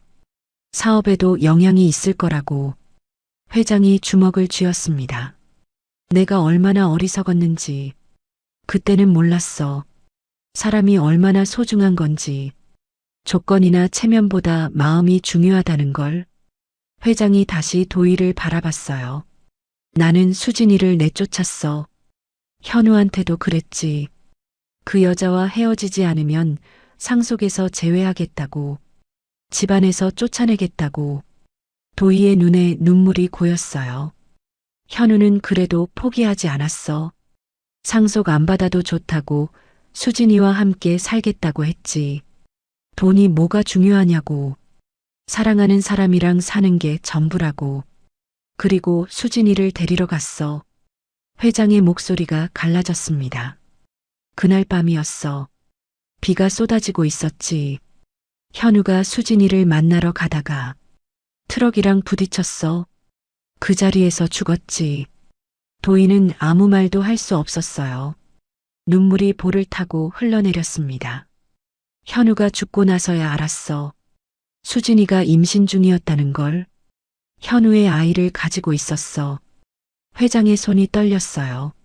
하지만 나는 그때도 수진이를 찾지 않았어. 오히려 더 철저하게 외면했지. 수진이 때문에 현우가 죽었다고 그렇게 생각하고 싶었어. 내 잘못을 인정하기가 두려웠으니까. 회장이 눈을 감았습니다. 수진이는 혼자서 아이를 낳았어. 돈도 없고 의지할 곳도 없이. 그리고 병에 걸렸지. 제대로 된 치료도 못 받고 아이를 고아원에 맡기고 숨을 거뒀어. 도희의 눈에서 눈물이 쏟아졌어요. 그 아이가 자네야. 회장이 도희를 똑바로 바라봤습니다. 주름진 얼굴에 눈물이 흘러내리고 있었어요. 자네는 내 둘째 아들 현우의 딸이야. 내 손녀인 거지. 도희는 믿을 수 없었어요. 머릿속이 하얗게 변했습니다. 심장이 미친 듯이 뛰었죠. 말도 안 돼요. 30년 동안 찾았어. 회장의 목소리가 갈라졌습니다. 현우가 죽고 몇 년 뒤에야 정신을 차렸지. 내가 얼마나 큰 잘못을 저질렀는지 깨달았어. 수진이를 찾으려고 했지만 이미 늦었어. 수진이는 죽었고 아이는 어딘가로 사라진 뒤였지. 회장이 고개를 떨궜어요. 30년 동안 사람을 풀어서 찾았어. 전국의 고아원을 뒤졌지. 하지만 찾을 수가 없었어. 이름도 얼굴도 모르니까. 단서가 너무 없었어. 회장이 도희를 바라봤습니다. 그러다 1년 전 자네를 보았지. 아내를 구해준 여자. CCTV 영상을 보는 순간 알았어. 수진이와 너무 닮았거든. 눈, 코, 입. 모든 게. 회장의 눈에서 눈물이 흘러내렸어요. 그래서 철저하게 조사했어. 자네가 있던 고아원, 자네 어머니의 기록. 전부 일치했지. 자네가 현우의 딸이라는 걸. 도희는 몸이 굳어버렸어요. 아무것도 생각할 수 없었습니다. 내가 재벌가의 피라고? 평생 고아로 살았어요. 부모 얼굴도 모르고 가족도 없이 누구보다 외롭게 살아왔죠. 그런데 갑자기 가족이 있다니. 그것도 대성그룹 회장의 손녀라니. 믿기 힘들겠지. 회장이 조용히 말했어요. 갑자기 이런 말을 들으면 당황스러울 거야. 시간이 필요하다면 줄 수 있어. 도희는 한참 동안 아무 말도 할 수 없었습니다. 눈물만 계속 흘러내렸죠. 왜 이제야 말씀하시는 거예요? 겨우 그 말을 내뱉었어요. 확신이 필요했어. 그리고 용기도. 회장이 고개를 숙였습니다. 30년 전에 내가 저지른 잘못. 그걸 인정하는 게 두려웠어. 자네 앞에서 내가 얼마나 나쁜 사람이었는지 고백하는 게. 회장의 어깨가 떨렸어요. 자네 어머니를 내쫓은 건 나야. 자네 아버지를 죽게 만든 것도 나야. 자네가 고아원에서 자라게 된 것도 다 내 탓이야. 회장이 무릎을 꿇었습니다. 도희 앞에 용서해다오. 30년 동안의 잘못을 자네와 자네 어머니 그리고 현우에게. 도희는 충격에 빠졌어요. 75살의 재벌 회장이 자신 앞에 무릎을 꿇다니. 세상에서 가장 강력한 사람 중 한 명이 자신 앞에서 울고 있었습니다. 일어나세요. 도희가 떨리는 목소리로 말했어요. 일어나세요, 회장님. 회장이 고개를 들었습니다. 눈물에 젖은 얼굴이었죠. 저는 아직 뭐라고 말해야 할지 모르겠어요. 도희가 솔직하게 말했습니다.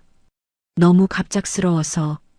평생 혼자라고 생각했는데 갑자기 가족이 있다고 하니까 머릿속이 하얘요. 도희의 손이 떨렸어요. 하지만 한 가지는 알겠어요. 뭔데? 회장님이 30년 동안 후회하셨다는 거요. 그리고 저를 찾으려고 노력하셨다는 거. 도희의 눈에서 눈물이 흘러내렸습니다. 그게 지금은 그것만 알면 될 것 같아요. 회장이 천천히 일어났어요. 도희의 손을 잡았습니다. 고맙다. 그 말 들어줘서. 두 사람은 한참 동안 아무 말 없이 서로를 바라봤어요. 30년의 시간이 그 사이에 흘러가는 것 같았습니다. 서재 문 밖에서 누군가 서 있었어요. 순자였습니다. 휠체어에 앉아 문틈으로 안을 들여다보고 있었죠. 간병인이 옆에 서 있었어요. 사모님, 들어가실까요? 순자가 고개를 저었습니다. 조금만 더. 순자의 흐릿한 눈에 눈물이 맺혀 있었어요. 치매가 진행 중이었지만 이 순간만큼은 모든 게 또렷하게 느껴졌습니다. 수진아, 미안해. 30년 전 순자도 남편의 결정에 동의했어요. 수진을 내쫓는데 찬성했죠. 체면이 중요하다고, 집안이 안 맞는다고, 그렇게 생각했습니다. 내 딸이 왔어, 현우야. 내 손녀가. 순자의 볼을 타고 눈물이 흘러내렸어요. 용서해줘. 제발. 그날 밤 도희는 월세방으로 돌아와 침대에 누웠어요. 천장을 바라보며 생각했습니다. 오늘 들은 이야기가 계속 머릿속을 맴돌았죠. 내가 재벌가의 손녀라고 믿기지 않았어요. 평생 고아로 살았는데 부모 얼굴도 모르고 가족이 뭔지도 모르고 엄마, 사진 속 어머니의 얼굴이 떠올랐어요. 자신과 너무 닮은 얼굴, 환하게 웃고 있던 모습. 엄마는 행복했을까? 잠시라도 행복했을까요? 사랑하는 사람과 함께여서 아이를 가졌을 때 도희의 눈에서 눈물이 흘러내렸습니다. 보고 싶어요, 엄마. 한 번도 불러보지 못한 말이었어요. 29년 동안 단 한 번도 보고 싶어요. 도희는 베개에 얼굴을 묻고 울었습니다. 소리 없이 오랫동안 진실이 밝혀진 뒤에도 도희는 바로 재벌가에 녹아들지 못했어요. 회장이 저택에 방을 마련해 주었지만 도희는 거절했습니다. 아직 준비가 안 됐다고, 시간이 필요하다고 했죠. 천천히 해도 돼. 서두르지 않아도 돼. 회장은 도희의 결정을 존중했어요. 도희는 여전히 요양원에서 일했습니다. 낡은 월세방에서 살았죠. 하루아침에 모든 게 바뀌기엔 29년이란 시간이 너무 길었어요. 하지만 작은 변화들이 생기기 시작했습니다. 며칠 뒤 도희는 회장의 부탁으로 저택을 다시 방문했어요. 저녁 식사 초대였습니다. 가족들과 함께하는 자리였죠. 도희가 거실에 들어섰을 때 민정이 소파에 앉아 있었어요. 눈이 마주쳤습니다. 민정이 먼저 시선을 피했죠. 역시 불편하구나. 도희는 구석에 조용히 섰어요. 어디에 앉아야 할지 몰랐습니다. 그때 준혁이 다가왔어요. 도혜 씨, 이리 와요. 여기 앉아요. 준혁이 자신의 옆자리를 가리켰습니다. 도희가 조심스럽게 앉았죠. 긴장돼요? 아직도 많이 긴장돼요. 저도 처음엔 그랬어요.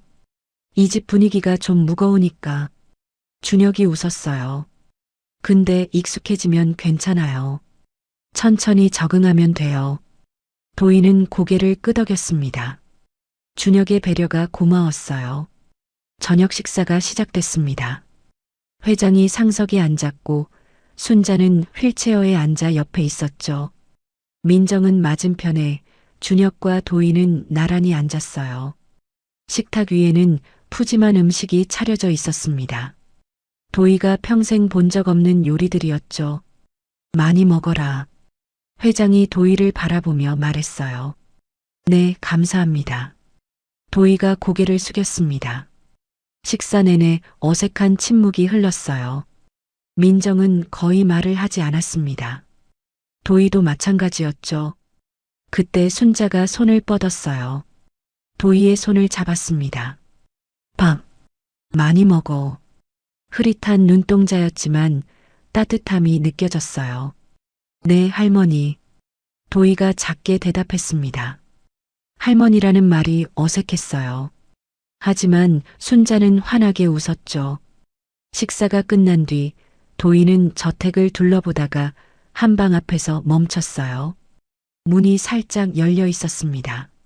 안을 들여다보니 젊은 남자의 사진이 벽에 걸려 있었어요. 20대 초반의 남자. 환하게 웃고 있었죠. 아버지. 도희는 문을 열고 들어갔습니다. 방 안은 깨끗하게 정리되어 있었어요. 30년 전 그대로인 것 같았죠. 책상 위에 오래된 노트가 있었어요. 도희가 조심스럽게 펼쳤습니다. 일기장이었어요. 오늘 수진이를 만났다. 분식집에서 떡볶이를 먹었다. 수진이가 웃을 때 세상이 환해지는 것 같다. 아버지가 반대하셨다. 하지만 나는 포기하지 않을 거다. 수진이를 사랑하니까. 수진이가 임신했다. 우리 아이가 생겼다. 이렇게 행복해도 되는 걸까? 도희의 눈에서 눈물이 흘러내렸어요. 아버지도 나를 기다렸구나. 태어나기도 전에 죽은 아버지. 하지만 이 일기 속에는 아버지의 사랑이 고스란히 담겨 있었습니다. 거기 있었군. 뒤에서 목소리가 들렸어요. 회장이었습니다. 죄송해요. 허락 없이 들어와서. 괜찮아. 여기는 현우 방이야. 이제 내 방이기도 하지. 회장이 도희 옆에 섰습니다. 그 일기 현우가 쓴 거야.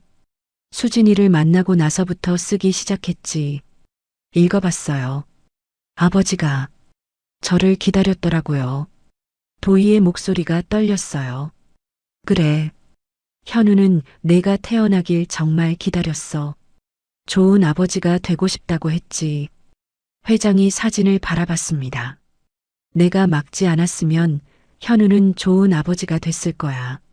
너는 부모 곁에서 자랐을 거고. 회장의 눈에 눈물이 맺혔어요. 미안하다, 도희야.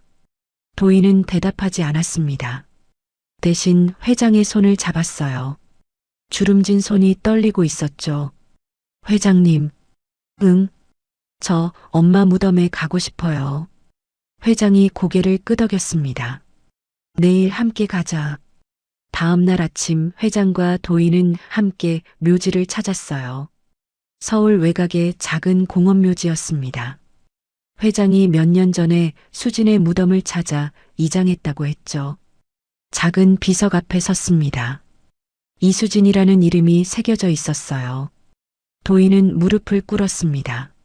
엄마, 처음 불러보는 말이었어요. 저 왔어요. 눈물이 볼을 타고 흘러내렸습니다. 늦어서 미안해요. 이제야 왔어요. 회장이 옆에서 조용히 서 있었어요. 아무 말도 하지 않았습니다. 그저 함께 있어줬죠. 도희는 한참 동안 무덤 앞에 앉아 있었어요. 바람이 불어왔습니다. 마치 어머니가 대답하는 것 같았죠. 저택으로 돌아왔을 때 도희는 자신에게 배정된 방으로 안내받았어요. 오늘은 여기서 쉬어라. 피곤할 테니. 회장이 말했습니다. 방 안으로 들어가니 따뜻한 이불이 깔려 있었어요. 테이블 위에는 죽과 반찬이 놓여 있었습니다. 쪽지도 있었죠. 속이 편하지 않을 테니 죽을 먹어라. 글씨가 뻣뻣했어요. 누가 쓴 건지 바로 알 수 있었습니다. 민정이었어요. 도희는 쪽지를 한참 바라봤습니다. 사과의 말은 없지만, 하지만 이죽한 그릇이 그 어떤 말보다 진심으로 느껴졌어요. 민정은 아직 도희에게 미안하다고 말하지 못했습니다. 분수를 알라던 말, 돈 봉투를 내밀던 일, 그걸 사과하기엔 자존심이 허락하지 않았죠. 하지만 행동은 달랐어요. 도희의 방에 이불을 깔고 죽을 끓이고 쪽지를 남겼습니다. 말로 하지 못하는 것을 행동으로 대신했죠. 도희는 죽을 한 숟갈 떠먹었어요. 따뜻했습니다. 눈물이 났죠. 며칠 뒤 순자가 도희를 불렀어요. 정원의 벤치에 나란히 앉았습니다. 햇살이 따뜻했죠. 순자가 도희의 손을 잡았어요. 주름진 손이 떨리고 있었습니다. 도희야, 네 할머니, 미안해. 순자의 눈에 눈물이 맺혔어요. 그때 널 지켜주지 못해서 내 엄마를 내쫓는데 동의했어. 나도 잘못했어. 도희는 아무 말도 하지 않았습니다. 그저 순자의 손을 꼭 쥐었어요. 용서해 줄 수 있겠니? 순자의 목소리가 떨렸습니다. 도희가 천천히 입을 열었어요. 할머니, 응, 저 아직 용서가 뭔지 잘 모르겠어요. 도희가 솔직하게 말했습니다. 30년이 너무 길었거든요. 그 시간을 없었던 것처럼 할 순 없어요. 순자의 얼굴이 어두워졌어요. 하지만 도희가 순자를 바라봤습니다. 할머니가 미안해 하신다는 거 알아요. 그리고 지금 제 손을 잡아주시잖아요. 그게 지금은 그것만으로도 충분해요. 순자의 눈에서 눈물이 흘러내렸어요. 고마워. 고마워, 도희야. 두 사람은 한참 동안 손을 잡고 앉아 있었습니다. 말없이 햇살 아래서 저녁 준혁이 도희를 찾아왔어요. 산책할래요? 네. 둘은 저택 정원을 걸었습니다. 해가 지고 있었어요. 하늘이 주황빛으로 물들었죠. 많이 힘들죠? 준혁이 물었어요. 솔직히 네. 도희가 고개를 끄덕였습니다. 하루아침에 가족이 생겼는데 어떻게 해야 할지 모르겠어요. 29년 동안 혼자였거든요. 천천히 익숙해지면 돼요. 준혁이 말했어요. 아무도 서두르지 않아요. 할아버지도 할머니도 저도 도희 씨가 편해질 때까지 기다릴게요. 도희는 준혁을 바라봤습니다. 왜 이렇게 잘해줘요? 저는 갑자기 나타난 사람인데. 갑자기 나타난 게 아니에요. 준혁이 웃었어요. 30년 동안 기다린 거예요. 할아버지도 할머니도 그리고 이제 저도. 도희의 눈에 눈물이 고였습니다. 저 아직 가족이 뭔지 잘 모르겠어요. 괜찮아요. 저도 알려줄게요. 천천히. 준혁이 손을 내밀었어요. 도희가 그 손을 잡았습니다. 고마워요, 준혁 씨. 우리 이제 가족이니까 존댓말 안 해도 돼요. 아직은 어색해요. 그것도 천천히요. 둘은 웃었어요. 해가 완전히 지고 별이 하나둘 떠올랐습니다. 그날 밤 도희는 자신의 방 창가에 서서 밤하늘을 바라봤어요. 가족. 평생 꿈꿔왔던 단어였습니다. 하지만 막상 손에 쥐니 어떻게 해야 할지 몰랐어요. 천천히. 준혁의 말이 떠올랐습니다. 그래. 천천히 하면 돼. 도희는 창문을 열었어요. 차가운 바람이 볼을 스쳤습니다. 하지만 마음은 따뜻했죠. 엄마, 아빠. 하늘을 올려다봤어요. 저 이제 괜찮을 것 같아요. 별이 반짝였습니다. 마치 대답하듯 완벽한 화해는 아니었어요. 30년의 상처가 하루아침에 아물 순 없었죠. 하지만 시작이었습니다.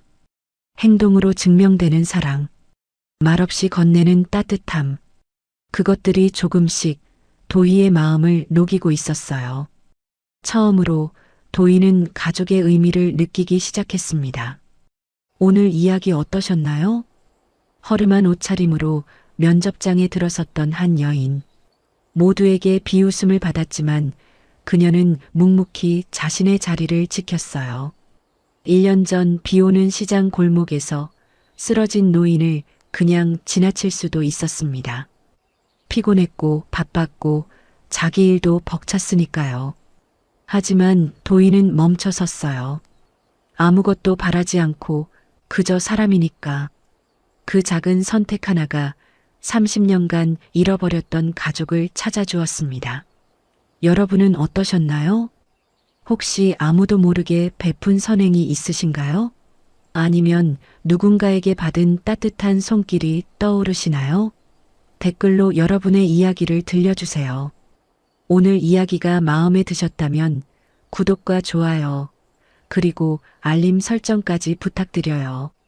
여러분의 작은 응원이 좋은 이야기를 전하는 큰 힘이 됩니다. 오늘도 들어주셔서 감사합니다. 여러분의 하루하루가 누군가에게 따뜻한 선물이 되기를 진심으로 기도할게요. 행복하세요.